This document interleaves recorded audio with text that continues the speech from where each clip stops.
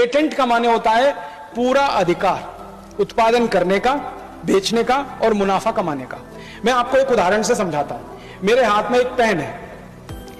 अगर मैं ये कहता हूं कि ये पेन पर मेरा पेटेंट है, इसका मतलब यह है कि इस पेन को मैं ही बनाऊंगा और मैं ही बेचूंगा और मैं ही मुनाफा कमाऊंगा। दूसरी कोई कंपनी इस पेन को ना बना सकती है, ना बेच सकती है, ना मुनाफा कमा सकती है।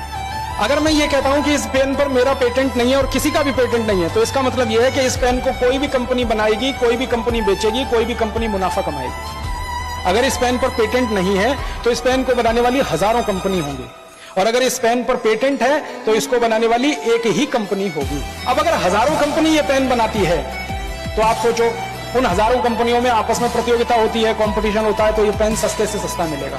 लेकिन कोई एक कंपनी अगर ये पेन बनाती है तो उसकी अकेले की मोनोपोली है, अकेले का एकाधिकार है, तो वो जितने चाहे उतने रुपए में बेचेगी और जितना चाहेगी उतना मुनाफा इस पेन पर वो कंपनी कमाएगी।